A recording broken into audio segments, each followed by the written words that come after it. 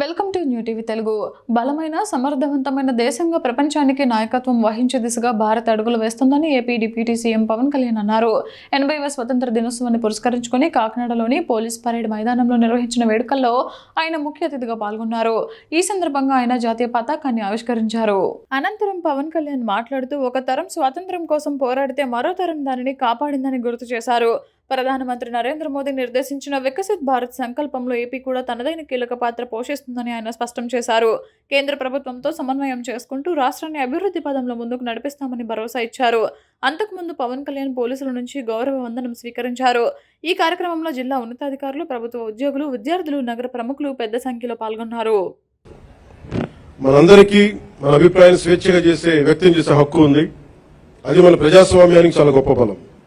కానీ ఆ స్వేచ్ఛని ఇతరులను దూషించడానికి, తప్పుడు సమాచారం వ్యాప్తి చేయడానికి ఉపయోగించకూడదు. Before sharing, verify data. Before criticizing, know the facts. Before abusing, remember your responsibility. బలమైన ప్రజాస్వామ్యానికి మనకు కావాల్సింది బ్లైండ్ ఫాలోవర్స్ కాదు, ఇన్ఫార్మ్డ్ సిటిజన్స్ చాలా అవసరం.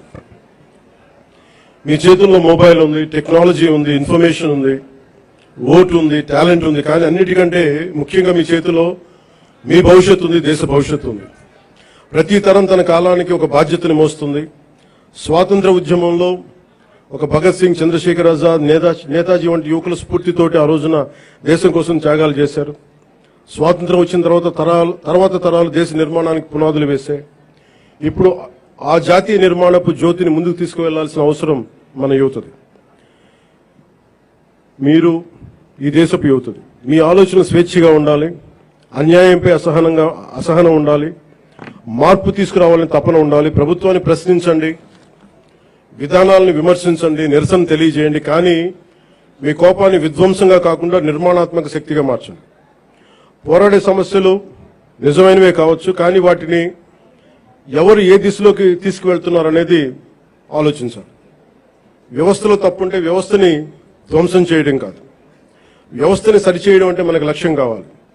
నేను కూడా ప్రజా సమస్యల కోసం అనేక ఉద్యమాలు చేశాను. కానీ ఎక్కడా కూడా ప్రజల ఆస్తుల్ని ధ్వంసం చేయడం కానీ, హింసకి దారి తీయడం కానీ, సమాజాన్ని విభజించడం ఎప్పుడు మార్పుకి మార్గం కాదనే ఆలోచన ఎప్పుడు దృష్టిలో పెట్టుకొని